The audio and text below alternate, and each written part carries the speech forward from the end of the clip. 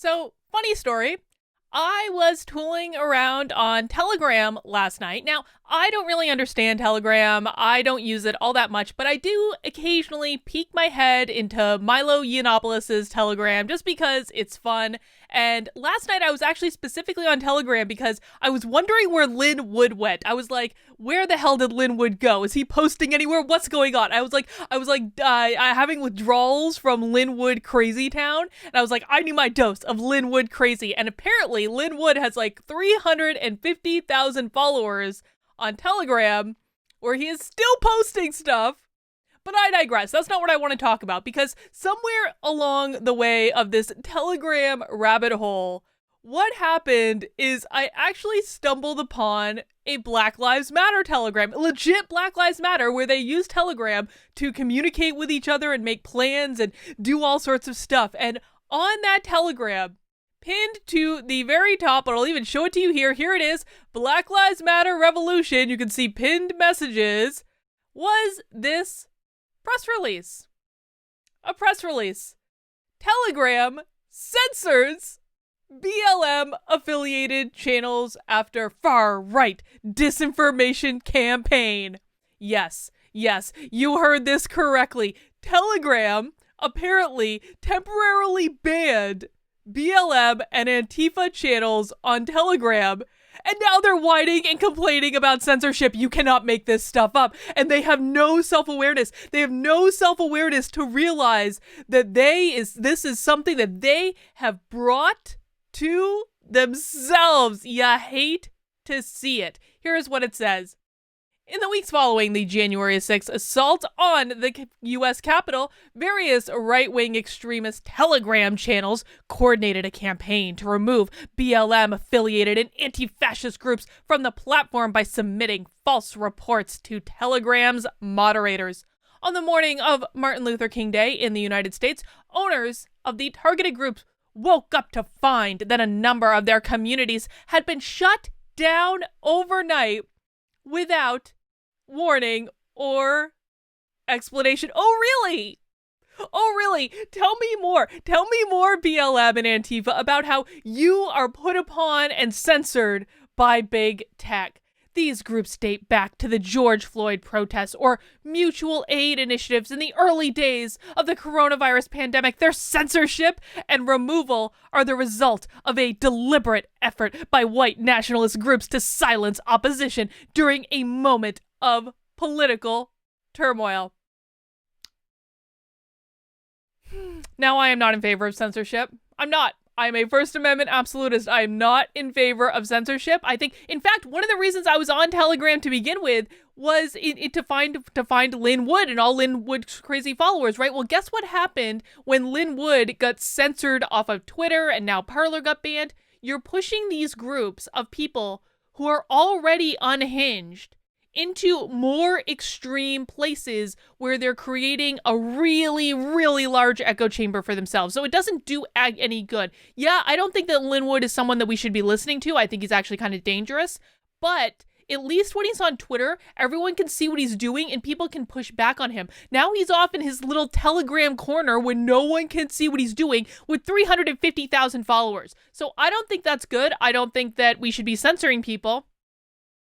But don't you just love the poetic justice of this whole thing? Isn't it delicious? It's like dessert. It's like dessert on a Tuesday morning of the last day of the Trump presidency, at least for this time. It's just like, I can't get enough of it. Like, we can enjoy the irony of this situation without actually being advocates for censorship ourselves.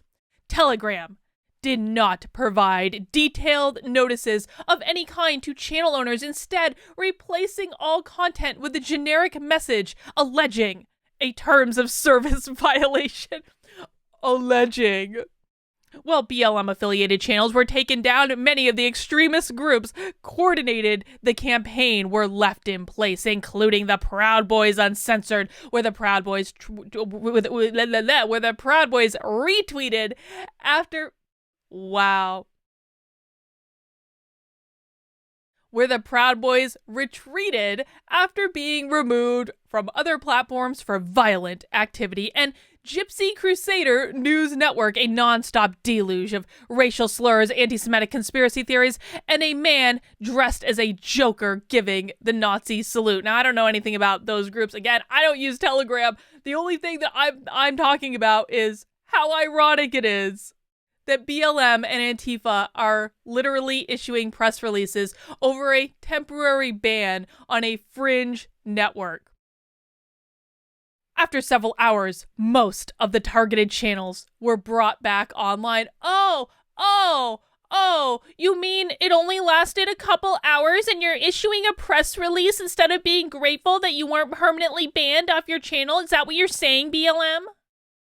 Telegram has offered no explanation for the initial shutdowns or the reinstatement of these channels. One possibility is that the spurious mass reporting by right-wing spam accounts triggered an automatic removal violation, but no actual terms of service violations were found upon review by content moderators. Oh, you mean that you mean you don't think that private companies should be able to do what they want? Is that what you're saying, BLM and Antifa, that private companies really shouldn't be able to do what they want? Attacks like these targeting non-violent groups on the left exemplify the double standard used to silence marginalized people and their allies. Yeah, something is exemplifying a double standard here. I'm not sure it was your 2 hours of Telegram ban. Activists use Telegram to provide and receive real-time information related to protest actions, to communicate with allies across regional and national boundaries, and to share resources ranging from recipes to first aid training. Topics of conversation range from heartbreak over news of black deaths at the hand of police officers to coordinating support for unhoused people in their communities to organizing mutual aid efforts for those affected by the pandemic. These community resources were taken down while multiple channels openly affiliated with right-wing hate groups remained online and functional. Their groups were taken down for a couple hours. And they're having a giant hissy fit over it in this press release. As fallout from the January 6th Capitol attack continues to be felt, we anticipate increased attacks on left social media channels, as well as political targeting of leftist activities. We vehemently maintain that there is a fundamental distinction between groups calling for justice, equity, and the end to state-sanctioned murder, and an end to homelessness and poverty, and groups calling for the murder and abuse of vulnerable populations to aid in the dissolution of our democracy.